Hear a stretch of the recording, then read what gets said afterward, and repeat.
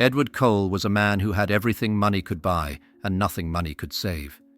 He was a billionaire, the kind whose name echoed through the grand halls of finance and power. Yet, beneath the veneer of success lay a man whose life was fractured.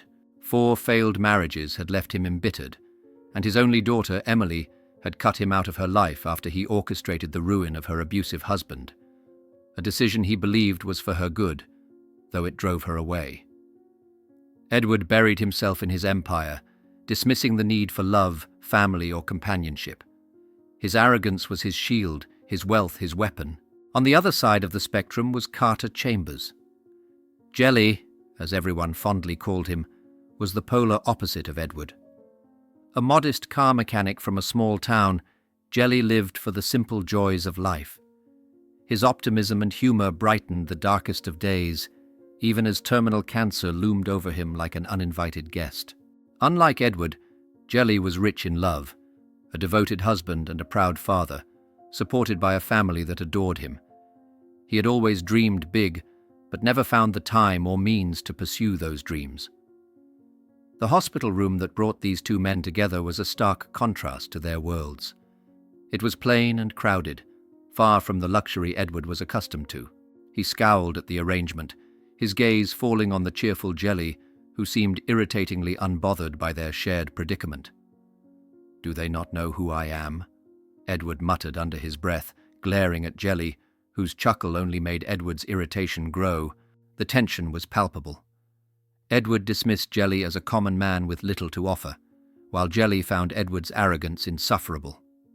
Their personalities clashed like oil and water, setting the stage for a relationship neither anticipated. One night, Edward's body betrayed him, sending him into a violent seizure. The room buzzed with chaos, and the staff didn't arrive fast enough. It was Jelly who sprang into action, stabilizing Edward and keeping him alive until help arrived. When Edward regained consciousness, he found Jelly sitting calmly in a chair, his trademark grin intact. "You're welcome," Jelly quipped, his tone light but his eyes serious. Edward's lips tightened, his usual air of superiority momentarily subdued. For the first time in years, he felt something unfamiliar: gratitude. The hospital room was silent, save for the steady beeping of monitors. Edward Cole, pale and stoic, lay in bed, a stark white bandage wrapped around his shaved head. The aftermath of brain surgery had left him physically fragile, but it was the loneliness that cut deeper. His assistant hovered nearby, dutiful but distant, checking his phone more than Edward's well-being. This was the reality of a man who had built an empire but lost all meaningful connections. A few steps away, Carter Chambers, or Jelly, sat upright in his bed, his laughter replaced by an unsettling stillness. The constant stream of love and attention from his family, his wife's warm hugs, his son's hopeful smiles, couldn't ease the growing burden in his heart. His once unshakable optimism now wavered under the weight of his worsening illness. The turning point came with a pair of white coats, doctors who carried words heavier than any diagnosis they'd delivered before. Both men received the same grim verdict: 6 months. 6 months to live. Edward's face remained a stone mask as he absorbed the news, his mind racing behind his unreadable expression. He dismissed the doctor with a wave, refusing to let anyone see him falter. In truth, his chest tightened with a suffocating dread. For all his wealth and power, he realized he couldn't buy his way out of death. Jelly, however, couldn't hold back his devastation. His hands trembled as he clutched the edges of his blanket, his breath coming in shallow gasps. He thought of his wife, his children, and the milestones he would never witness. Tears stung his eyes, and for a moment he let the weight of the news crush him. That night, the room was quieter than ever. Edward stared at the ceiling, his mind replaying moments he had avoided for years: Emily's laughter as a child, her anger when she left him, and the crushing silence that followed. Across the room, Jelly too was lost in thought, clutching a notebook his wife had brought earlier. The next morning the mood shifted. Jelly opened his notebook and began scribbling furiously. He wrote down dreams, some forgotten and some cherished. See the pyramids. Drive a race car. stand at the edge of the world. When Edward noticed, he couldn't help but scoff. "What are you doing?"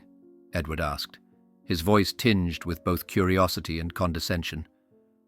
"Writing a list," Jelly replied without looking up. "Things I've always wanted to do. Before, you know." Edward raised an eyebrow, intrigued despite himself.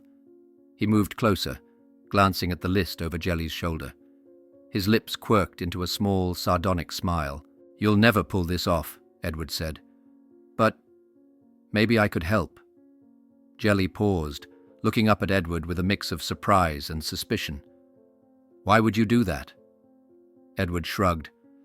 "Let's just say I'm not doing much else with my time.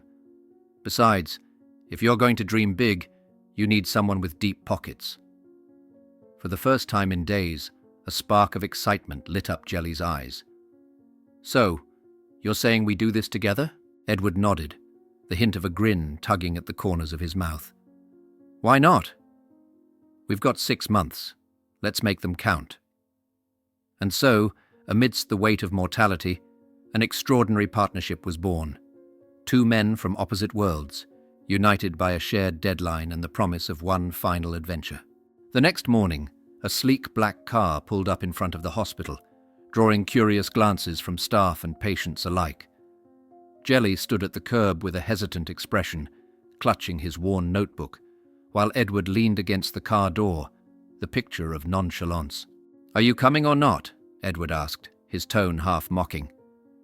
Jelly glanced back at the hospital windows, where his wife and children were watching from above. His heart ached at the thought of leaving them, but then he saw his wife's encouraging smile and her nod of approval. She mouthed the words, "Go live." That was all he needed. He climbed into the car, notebook in hand, and their journey began. Hours later, they found themselves standing on the edge of an open airplane hatch at 15,000 feet. The wind howled, and Jelly's hands were shaking as he gripped the straps of his parachute. "This is insane!" Jelly shouted over the roar of the engines, his voice filled with a mix of terror and disbelief. Edward smirked, his helmet already secured. "That's the point. Stop thinking and just jump." Jelly looked down at the endless expanse of clouds below. His legs felt like jelly, no pun intended, and every survival instinct screamed at him to step back. But Edward wasn't about to let him back out. "On 3!" Edward yelled, and before Jelly could protest, he was falling, plummeting through the sky with a scream that echoed into the heavens. The fear was overwhelming, but as the parachute deployed and he glided through the air, something shifted. The terror melted away, replaced by awe. The world below stretched endlessly, breathtaking and humbling. For the first time in a long time, Jelly felt truly alive. Edward joined him moments later, whooping like a teenager. "Not bad for a mechanic," he teased as they landed safely on the ground. Jelly, still catching his breath, managed a shaky laugh. "Not bad for a billionaire." Their next adventure led them to a private racetrack, where 2 gleaming luxury cars awaited. Edward tossed Jelly the keys to a blood-red sports car and grinned. "Try to keep up." What followed was chaos. Engines roared, tires screeched, and the 2 men tore around the track like men possessed. Jelly, who had never driven anything faster than a used sedan, found himself laughing uncontrollably as he took sharp turns and pushed the car to its limits. Edward, always competitive, tried to outpace him, but Jelly wasn't about to back down. At one point, Jelly clipped Edward's car, sending him spinning into the grass. For a moment, there was silence, and Jelly feared he'd gone too far. Then Edward emerged from the car, grinning like a madman. "Now that's how you race." They ended the day exhausted, exhilarated, and caked in dust, sitting on the hood of one of the cars as the sun set. As night fell, the 2 men found themselves in a quiet bar, nursing drinks and trading stories. Jelly spoke about his family, the love he had for his wife and children, and the regrets he held for not pursuing his dreams earlier. Edward listened intently, something he rarely did. In return, he opened up about his estranged daughter, Emily, the one person he couldn't buy back into his life. His voice faltered as he admitted how much he missed her. "You've got time to fix that," Jelly said softly. Edward looked away, his expression unreadable. Maybe. For the first time, the barriers between them began to crumble. They weren't just two men chasing a list. They were two souls trying to make sense of their lives before it was too late. The private jet hummed quietly as it soared over endless stretches of desert below. Inside, Jelly sat by the window, gazing out at the horizon with a contemplative expression. Edward, seated across from him, swirled a glass of whiskey, lost in his thoughts.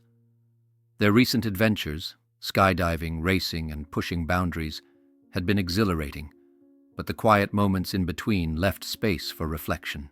"You know," Jelly began, breaking the silence, "I've always been a lucky man. Not with money, not with fancy things, but with love. My wife, she's my rock. And my kids, well, they've given me more joy than I ever deserved."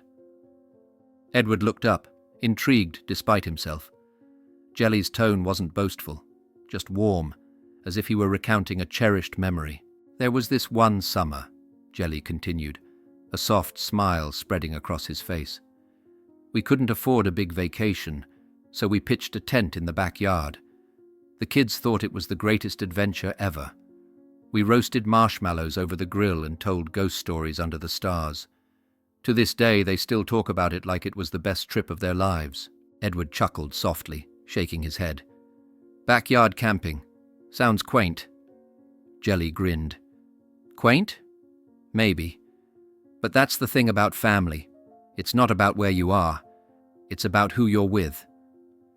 The smile faded from Edward's face as Jelly's words settled over him. For a moment, the billionaire was silent, staring into the amber liquid in his glass. "I had a family once," Edward admitted, his voice quieter now. "My daughter, Emily, she was everything to me. But I ruined it." Jelly turned to him, his expression softening.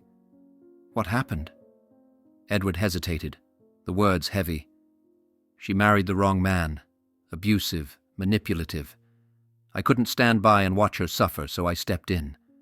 Paid a visit to her husband, made sure he disappeared for good." Jelly raised an eyebrow. "You mean—" "No, not that," Edward said quickly, his lips curling in a bitter smile. "Just a little financial persuasion. But Emily didn't see it that way. She said I controlled her life, treated her like an investment. She hasn't spoken to me since." Jelly let out a slow breath. "That's rough.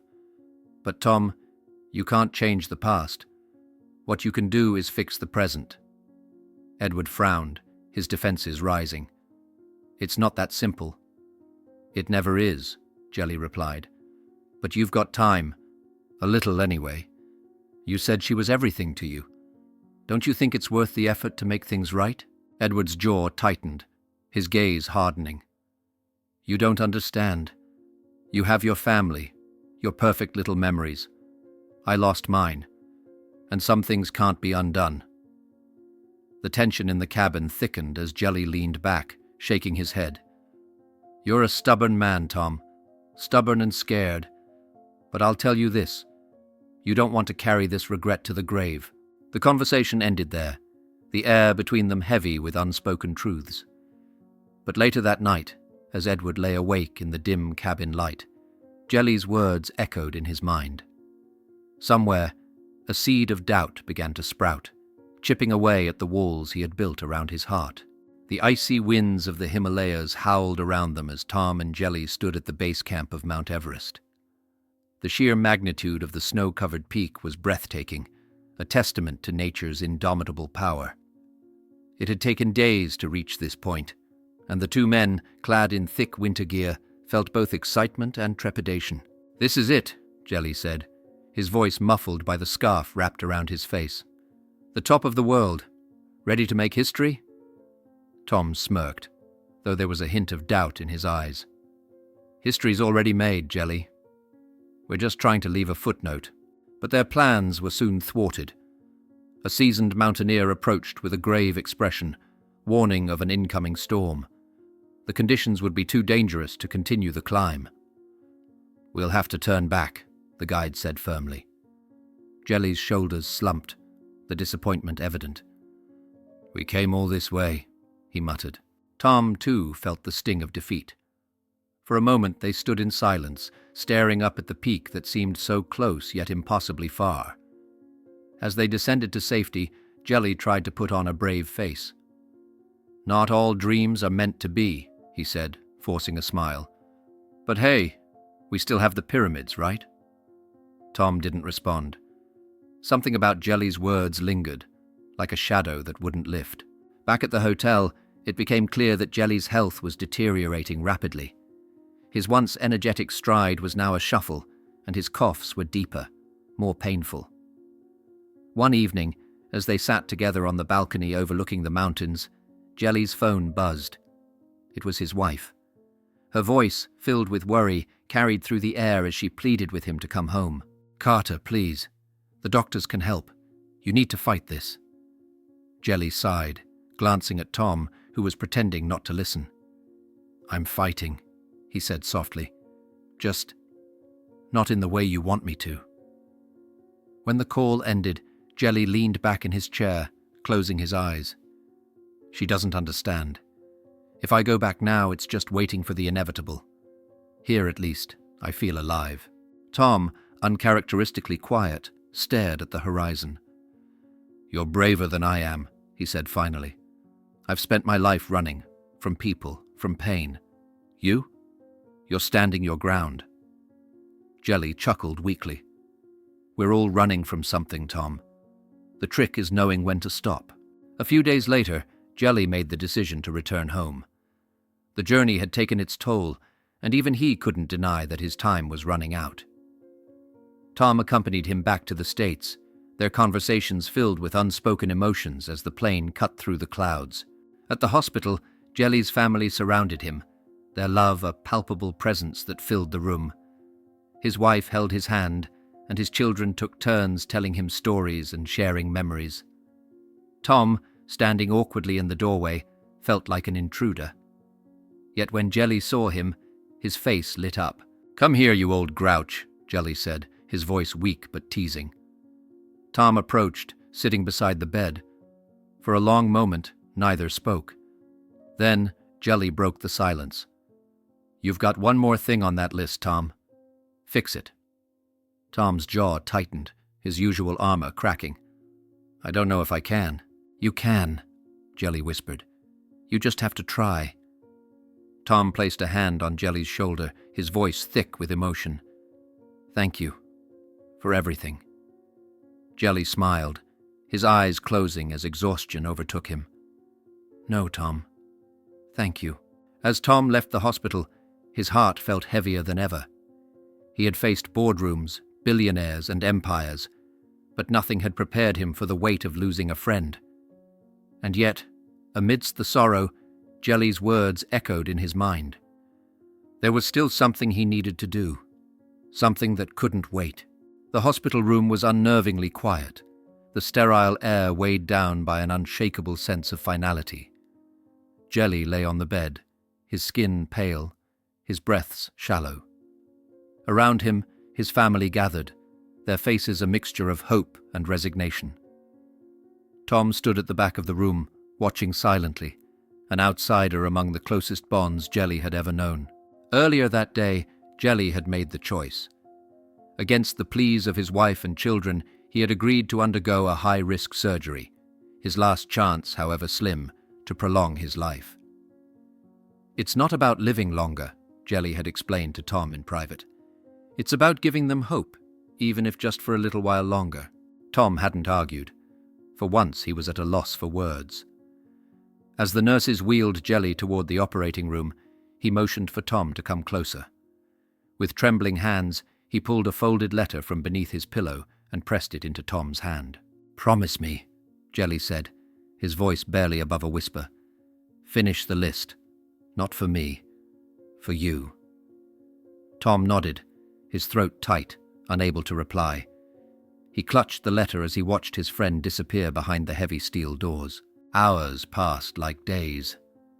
Tom paced the hallway outside the operating room, his normally calm demeanor cracking under the weight of uncertainty. When the surgeon finally emerged, the answer was written plainly on his face. "I'm sorry. the doctor said simply. The words hit Tom like a blow. Jelly was gone. Inside the hospital room, Jelly's family wept quietly, holding each other as they tried to process the loss. Tom stayed behind, sitting in a chair by the window, the letter still clutched in his hand. He felt hollow, the enormity of the moment pressing down on him. After a long pause, he unfolded the letter and began to read. "Tom, if you're reading this, I'm no longer around to pester you, but I need you to hear this. Life isn't about how much time you have, it's about what you do with it. You've spent so much of your life building walls to protect yourself, but the truth is, those walls have kept you from the people who matter most. It's not too late, Tom. Go to her. Fix what's broken. And as for the rest of the list, it's yours now. Not to tick boxes, but to remind yourself to live fully, to take risks, to love deeply. Thank you for giving me the best days of my life. You've been more than a friend. You've been family." Jelly. Tom finished the letter, his vision blurred by tears he hadn't allowed himself to shed in years. Jelly's words pierced through the layers of detachment he had so carefully constructed. For the first time in decades, he felt the weight of his choices and the possibility of change. The next morning, Tom boarded a flight. Not to another grand adventure, but to a modest suburban neighborhood he hadn't visited in years. He carried no luggage, only the letter and a resolve he hadn't felt before. Standing on the front porch of a small house, Tom hesitated, his heart pounding. When the door opened, Emily stood before him, her expression a mixture of shock and guarded emotion. "Dad?" she asked, her voice barely audible. Tom swallowed hard. "Emily, I'm here to make things right." Jelly's passing had left a void, but it also ignited something in Tom, a chance to reclaim what he had lost, to live the way his friend had taught him. It was the beginning of a new chapter, one that he intended to write with purpose, love, and courage.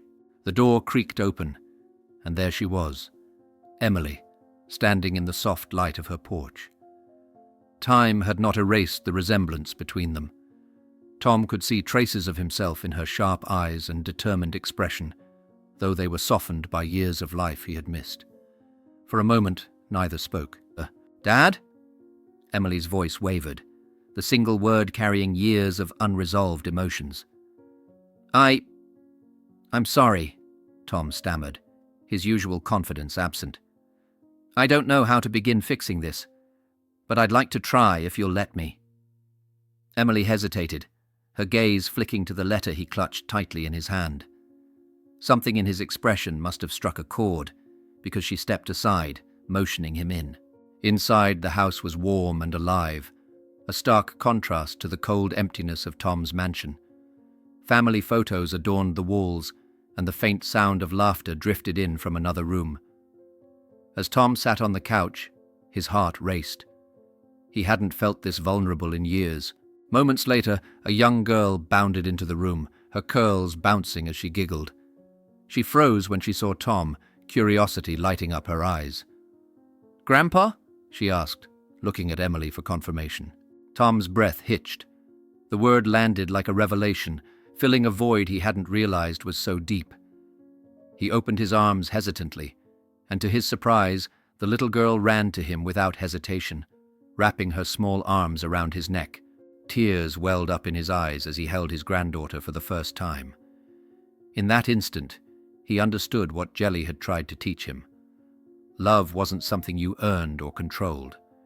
It was something you gave freely, despite the risk of pain. In the days that followed, Tom and Emily began the slow process of mending their fractured relationship.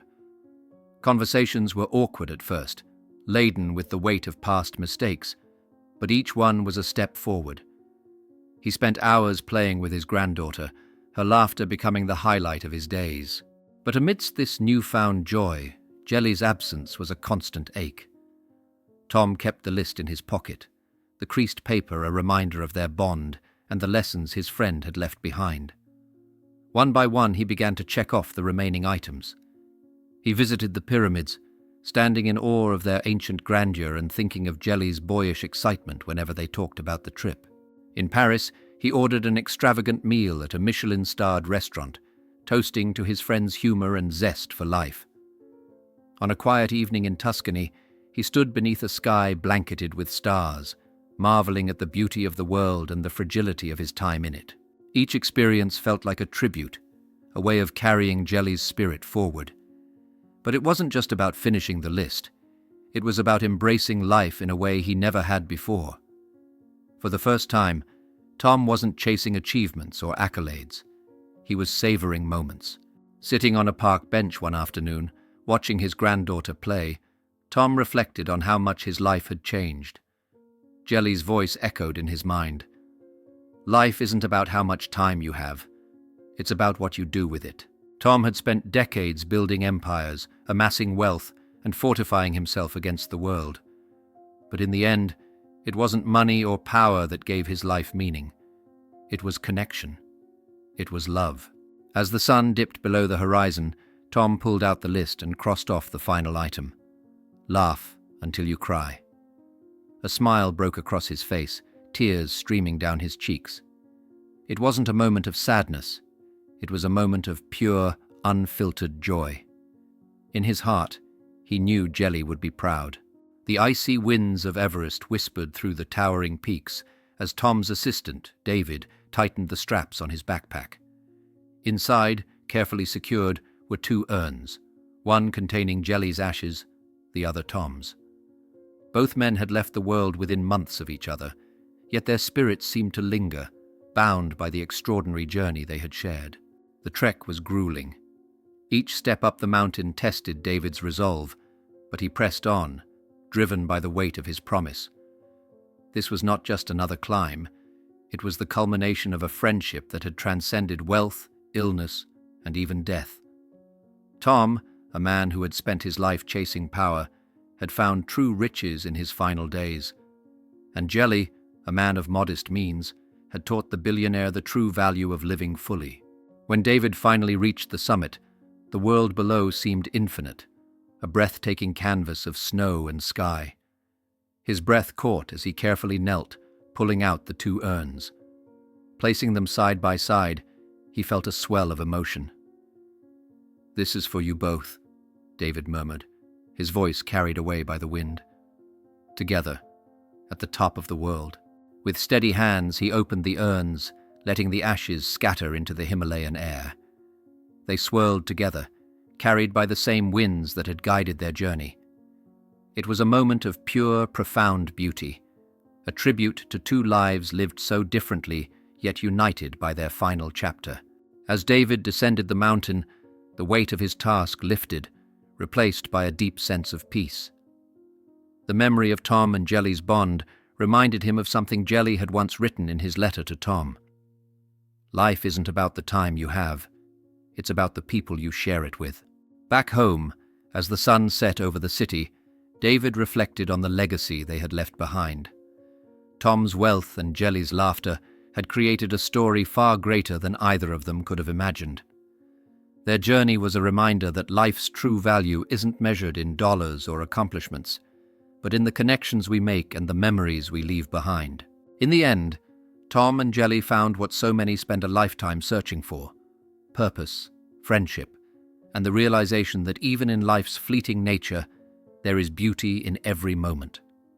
Together, they had climbed higher than any mountain, and their legacy would remain as eternal as the winds of Everest. Did this story resonate with you? Could you feel the depth of friendship and the lessons about life that Tom and Jelly's journey taught us? If you were in their shoes, what would you do with the time you had left? Take a moment to share your thoughts in the comments below. We'd love to hear how this story touched you. Your feedback not only helps us grow, but also inspires us to bring you even more meaningful stories. If you enjoyed this journey, don't forget to like, share, and subscribe to the channel. By doing so, you'll ensure you never miss another powerful tale, and you'll help us continue to spread stories that connect with the heart. Thank you for being here, and may your life be filled with unforgettable moments and cherished connections. See you in the next story.